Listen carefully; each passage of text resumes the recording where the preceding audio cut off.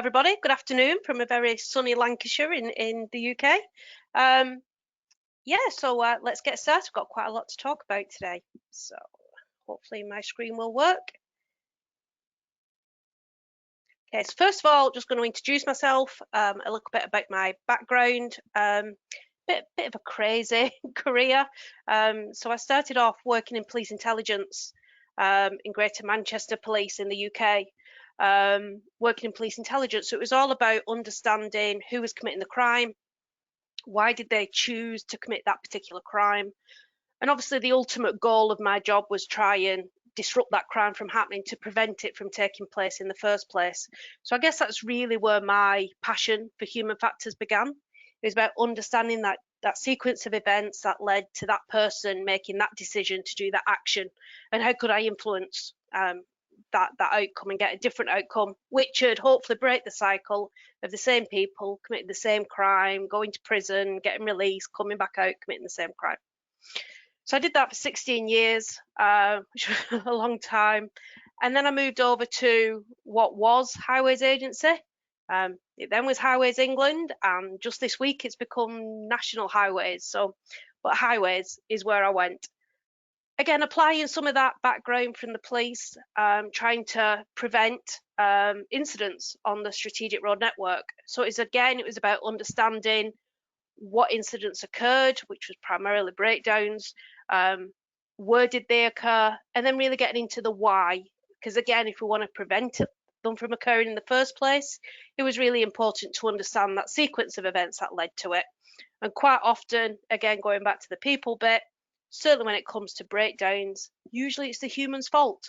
They've not got the right tyres, the vehicle's poorly maintained. Unfortunately, still too common, people put the wrong fuel in the car or no fuel at all. So again, it was more of a people issue than an actual infrastructure and vehicle issue. And that then led to me getting really involved in the last few years of my career at Highways in strategic road safety.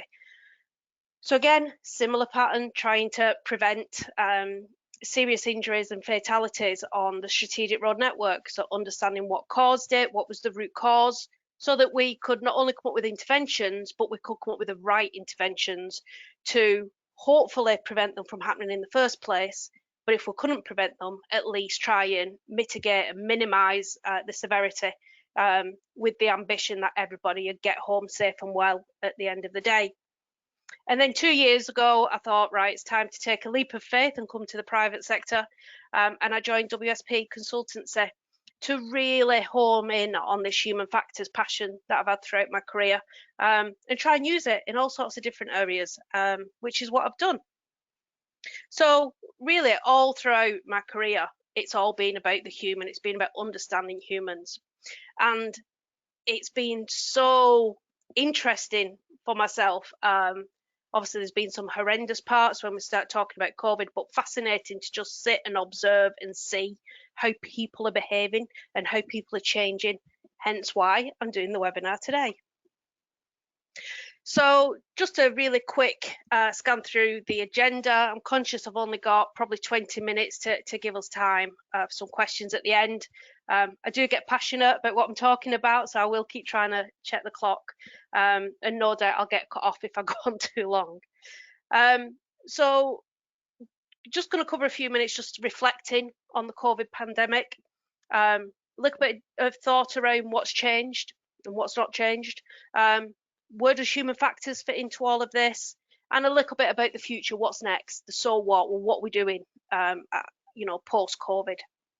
And then hopefully questions and answers at the end.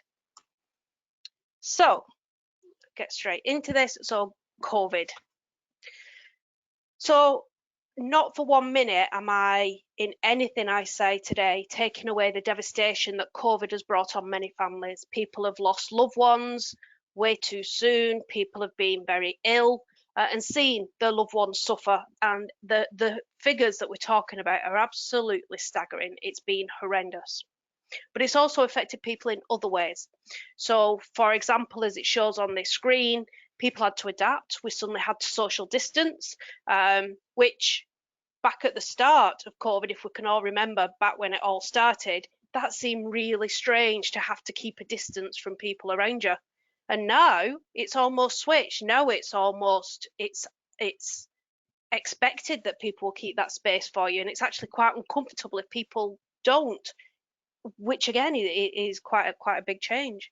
You can see by a couple of characters on the screen there, people have started to really focus on their health, be it because they've been ill themselves or they'd lost loved ones, or just because due to the lockdowns and many people not being able to work, they suddenly had time.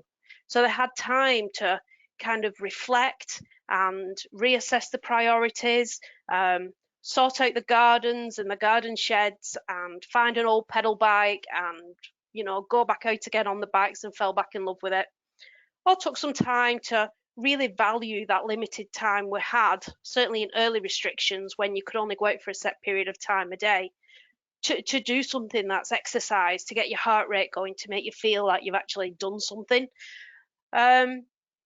Face masks, of course, that's another one. Certainly over in the UK now, it's not compulsory to wear a face mask, but you still find a lot of people are choosing to wear a face mask.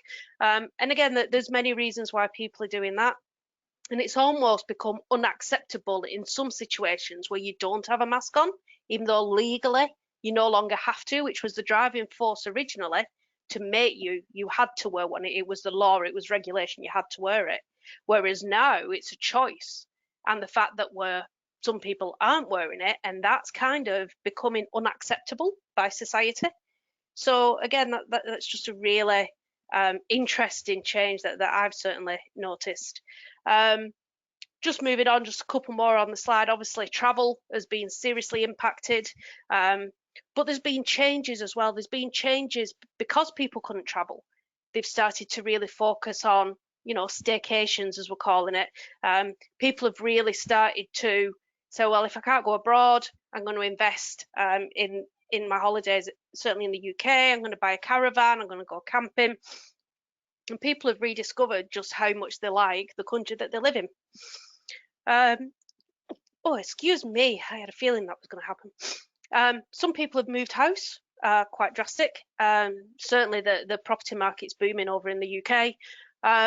Some people have wanted to move to the countryside for a quieter life, for a bit more peace, whereas others have found being in a more rural area has been too secluded during all of this and want to be back, perhaps near loved ones and family and friends. So basically, the common point of this slide when we reflect on COVID is a lot of things changed. And even though we're hopefully coming towards the end, we hope, of COVID, some of those changes are still here, still in place. So as I've just said, a lot of things have changed, but when you start thinking about, well, what actually has changed? Well, when you think about things like the infrastructure, that's not changed. The roads are still the same as they were. The railway networks and the aviation flight paths, they're still there, what was there before. What has changed is as humans, our need of that. So in the early lockdowns, we saw a reduction, in people driving the cars because obviously they weren't traveling to work. Travel, we've mentioned, people weren't traveling, and public transport like the rail. That obviously took a massive hit in terms of usage, but the infrastructure is still there. That's not changed. Technology, it's still there. Again, that's not changed. Government, weather, culture, all what it says on the screen there, those things haven't changed. So what is it that's changed? Well, you won't be surprised to hear me say it's the people that's changed. It's our behaviours, it's our actions, it's our priorities. It's almost what we now expect, what we require, almost what we demand as a society. But all those things are still there. The infrastructure, the technology, the government, all that is all exactly the same. So the thing that's changed is the humans. And what we want to do is kind of build on that. And if anything that we're talking about involves a human, it's got to involve human factors. The clue's in the name, it's human factors. So that brings me nicely onto this next stage. So what is human factors? Well, there's many different definitions out there. Some people call it human factors, some people call it ergonomics. Technically, it's the same thing, but people have kind of made their own interpretation of the differences, but that's for another webinar. But basically, human factors is a combination of sciences. So the diagram up at the top of the screen, which shows the people in the middle, and that illustrates that people should be at the centre of everything that we design, that we build, and that we use. And that kind of covers everything because the human is at the centre of all those things. It's at the centre of everything. But human factors is about using those sciences that are around the outside of that diagram to help us understand what things affect us, what factors influence us as humans, how that affects us in terms of our performance and our actions. And if we want to change something or we want to improve something, we need to understand that. Because if you want a human to do something different, you've got to understand why they're doing the thing that they're doing in the first place. And then you've also got to understand what things are influencing them and making them do the things that the way they're doing them, if you want to change them. Hopefully that makes a bit of sense. Makes perfect sense in my head. So just a little bit about the sciences. So you've got sociology, it shows up there. So again, it's about your society around you, it's about your culture, it's about your influences from your family and your peers. Anthropometry, I love saying that just because it took me 12 months to learn how to say it. But that's just basically everybody's different. Everybody's a different size, everybody's a different shape. And whatever we're doing in this world, we need to be mindful of that. And of course, biomechanics, psychology, it's all about how we work as a human, how we function. But just linking back to COVID, we've already just reviewed all the many things that have changed, and not all of them are negative. A lot of them were, as I said before, staggeringly awful, some of the effects of COVID, but some of it has been positive in terms of spending time with your loved ones, really starting to appreciate and value that social side of life, getting out with your friends. It's only when you stop doing something that you realize how much you miss it. So going out for meals, just being able to go out when you want. You know, when people were restricted, that was a big thing. Just the fact that you were told you couldn't go out meant you really, really wanted to go out. So really, we need to build on this. And in some way, we've got to take the positives from COVID. And that's why I'm certainly starting to refer to it, that COVID actually is that catalyst for change. We need to build on these changes, this change in people's priorities, people's requirements, people's desires, what people want to do. We need to build on that, and we need to make it as easy as possible for people to change. And that really is where human factors is the game changer. So when you're wanting to change people's behaviours, as I just said, the first stage is this enable stage. So you've got to make it as easy as possible. So let's just work through a scenario here. So I spoke quite a lot at the beginning about people getting out on the bikes. And we know that even before COVID, there was a need in society because of sustainability and climate that we wanted people to reduce the amount of greenhouse gas emission vehicles and move to more active travel like cycling and walking. We were already on that journey. But what has happened since COVID is it's really given it a big push and really pushing it on. And that momentum has started, and we've got to keep it going. We can't let things slip back to how they were pre-COVID, how they used to be. We can't go backwards. We've got to keep pushing forward. So how do we make it so that we use this catalyst of change to keep promoting things like active travel? So running through this kind of classic behavioural approach, we've got to make it as easy as possible. There was no reason why people couldn't, for example, ride the bike to get to work pre-COVID, but they chose not to. So when it comes to the human factors, why did they choose not to? What was influenced that decision? It may well be that the journey wasn't doable on a bike. It might have been too far. It might have been going on particular types of roads like motorways where bikes aren't permitted. It may be that somebody worked shift work and didn't feel safe going at certain times of day and night. Maybe they didn't feel safe being integrated with other traffic like trucks and cars in the same space. It may be when they actually got to work, they then had to find somewhere to store the bike and the helmet and all the other safety gear, and probably have a shower and somewhere to store the clothes. And, you know, all those things are barriers that suddenly make the idea of just jumping in your car and going easier. So we need to overcome these barriers. And I'm not saying that's easy. And I'm not saying in all cases it's always possible. But we need to really understand those barriers because they are just one of the many factors that are influencing that person's choice. And if you want them to change their behaviours, you've got to get them to want to change. You can't just make people change. It doesn't work like that. If it did, we'd have no crime. But what's also important is we need to listen to people. One of the biggest mistakes we make, not just that I've seen in the consultancy world, but from highways, from the police, and in other sectors, is the people who are working, who are completely absorbed in this world of what we're talking about. So active travel in this example, they really understand it. And we assume wrongly that other people, other road users, other people in the public understand the same way and have the same thoughts and the same expectations. But that's very rarely the case. The worst thing you can do when it comes to dealing with humans is to assume that you know what they want, because I can guarantee they don't. And quite often people don't know what they want consciously. Subconsciously they do, and that again is a whole different webinar to do. So you need to really listen to people. You need to really engage with them to understand what those barriers are for them and how we could overcome them. So that's where you start exploring, okay, well, we're thinking about you could do this or you could do this. Would that work? Because at that stage, you'll find that the things you're suggesting still wouldn't work. They work on paper when you're back in your office, but in reality, it still won't work. So again, you need that end user to be part of that journey.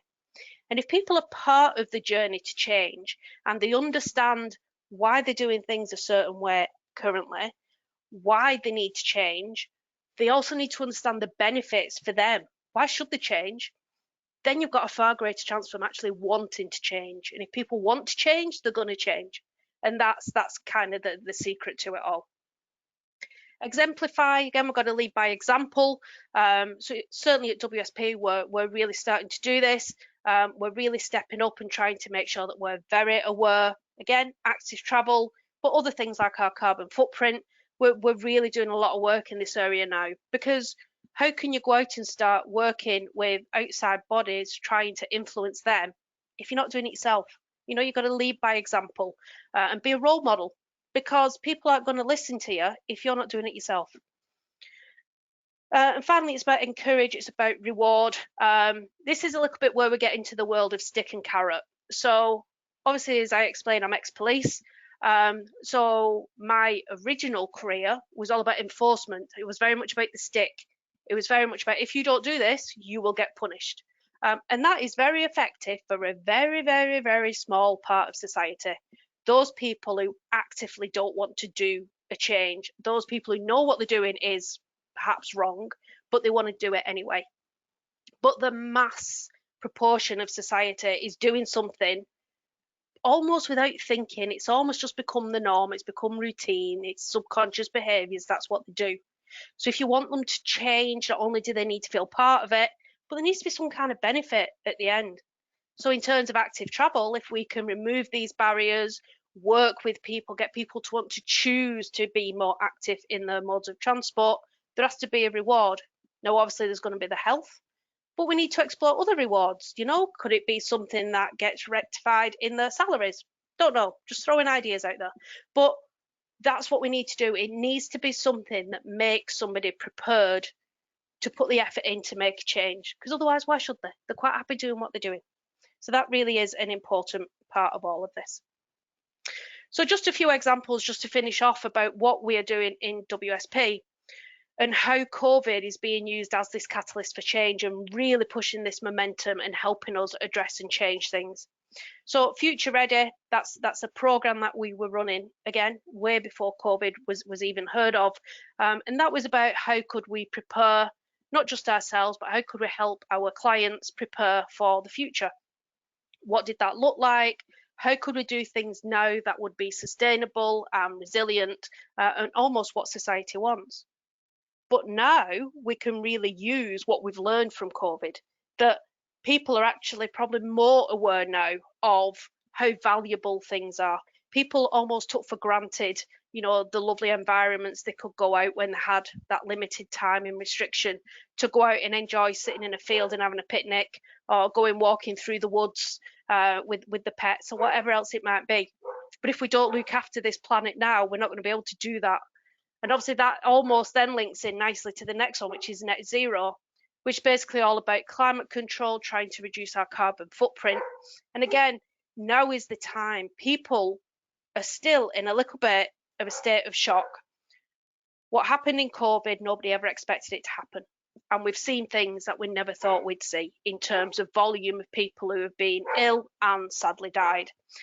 We never thought globally we would be hit by something like this. Nobody predicted it. Nobody knew this would happen. So we've got to use this to our advantage. And what tends to happen in situations similar to this is if something bad happens, you always think, oh, that won't happen to me. That happens to somebody else. That's a normal human reaction. I'm invincible. That doesn't happen to me. But when something does happen to you, it suddenly becomes very real. And then suddenly everything else becomes real. So you sit there and you think, hang on, I never thought that would happen to me, but it did. So that means all these other things I thought that could never happen to me could happen. Now, that is a real, again, powerful insight into how people in the brain works. And we can use that to help us address carbon targets and to try and improve and stop if we can, or at least reduce the impact of climate change. Because it's about getting people to be involved in that and making them realise, yes, that did happen to you in terms of COVID. So climate change can happen as well. Now, we came together as a global society. You know, when you look at how quickly we came up with the vaccinations, you know, it was staggering. It shows what we can do when we pull together globally. So we need to use that. We need to keep building on this and try and use it for other things like climate. Conscious of time, I've covered off active travel. Technology, I mean, technology it's been a lifesaver, hasn't it? The amount of people who were able to adapt and start to work from home was immense. And without technology, we couldn't have done that. And I think that's actually going to be a big game changer, yet another catalyst for change, where people are seeing that actually, like myself, I don't need to go back to commuting to go into the office. I can do my job exactly as I did before, but sat here without the commute. Well, that's got to be some benefit to the climate as well, if suddenly my car's not travelling 2 hours a day to get to the office. So again, it's about understanding all these things and seeing how we can use it for a positive, not just a negative. And ultimately, you know, finishing off with connected society, how can we use this technology to keep us connected, to keep building on with this momentum? I'm very conscious of time, so I'm going to call it quits there.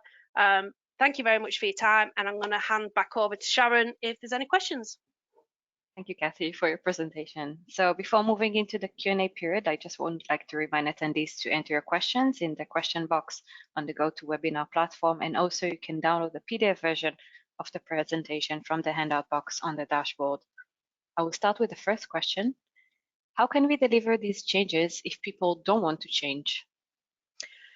You've got to understand why they don't want to change. What is it? And it's just another barrier. It's one barrier on top of many others. So the fact that people don't want to change, again, there's a reason behind it. So once you start unpicking it, once you start understanding, then you can come up with a way of doing it. And it's, don't get me wrong, none of this is easy. You know, none of this is simple, but it's possible. It is doable. And we have the techniques to do it. We just need to start using it in this way.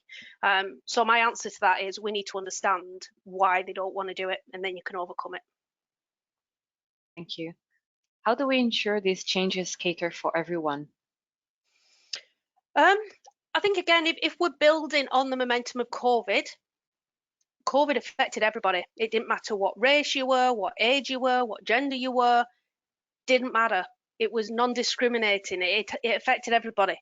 So we need to build on that somehow. We need to turn that negative into a positive if we can, and use it to try and get people to embrace the changes that we need to do. Again, not easy, especially with the society that's changing. So if we're talking about active travel, that I've used as a standard example, that might be something that's quite easy for perhaps somebody who's young and quite fit.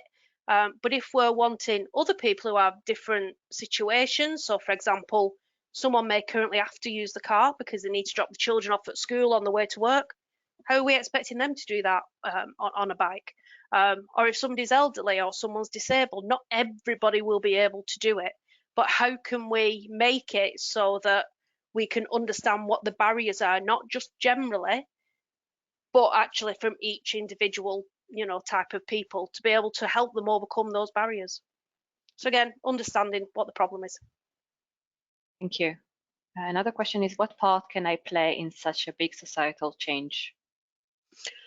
I think consciously, and this isn't easy, we need to make sure we don't slip back into how things were. There's a part of us as humans who just want to go back to what was familiar, how things used to be. So for everything we're talking about today with COVID, how life was pre-COVID. Nobody told you couldn't go out. Nobody limited where you could go and what you could do. You didn't have to wear a mask. You didn't have to social distance and so on and so forth. You could do what you want. And that's very appealing to want to go back to that kind of freedom. But we also need to have a think about, well, what are we trying to change going forward and what part can I play in that? So accepting that we don't really want to go back to how things were because some things have improved. You know, we've got more time with our family and friends, as I mentioned before. We really value that time of going out, having social activities because we've not been doing it as frequently as we did before. So we value it more, we appreciate it more. So yeah, it's just about trying to build, just trying to build on that really, and try and get people to want to change and not slip back just because that's what's familiar and comfortable. But there's got to be a benefit to it. You know, there's got to be a positive thing. It's got to be something that's real and tangible, not just a, well, you need to do it for the greater good, because who's going to do that? It's got to be something tangible. Thank you. Do you think infrastructure design will adapt itself to human factors to meet new risks, like the pandemic risk? I don't know about the pandemic risk as such off the top of my head, but in terms of human factors, absolutely. So from the work I was doing in road safety when I was at highways, we were very passionate about something called the safe system.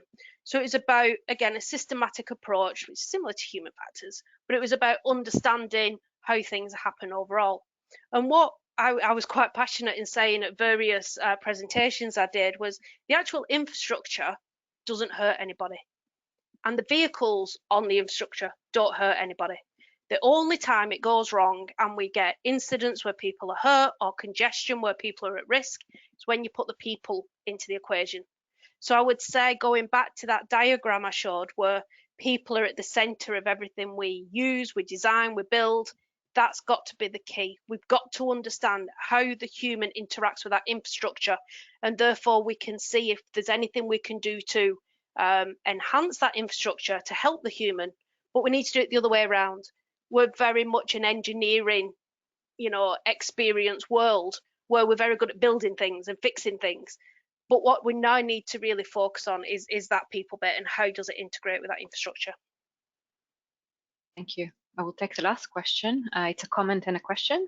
It goes like this: model shift has a real blocker in terms of traffic levels and road user behaviors. We understand this, but how will we overcome this? Like I said, it isn't going to be easy because first of all, you've got to get people to want to change their mode of transport and not slip back to how it was pre-COVID when it was, comfortable, perhaps easy to a degree. So that's no mean feat, but it is doable, but it's no mean feat, and there's lots and lots of things we can start to look at to help influence those choices. So again, it goes back to what I said about removing barriers. So we need to understand what the barriers are in those people being able to want to choose to change their mode of transport. And again, it's probably a whole webinar in itself where you can talk about the benefits about people on different modes of transport being integrated versus being segregated. But yeah, I'm afraid that's a huge question, and whoever sent it in, if you want to send me an email sometime, we'll have a call, talk about it in more detail, because there isn't a quick answer to that question. Sounds good. Thank you. So we're at the end of our webinar session. Please feel free to follow directly with Kathy via the contact details shown on the screen. And I would like to thank attendees for joining today. Thank you so much for your time. And thank you, Kathy, for a great presentation. You're welcome. Thanks, everyone. Thank you. Keep safe, everyone. Thank you.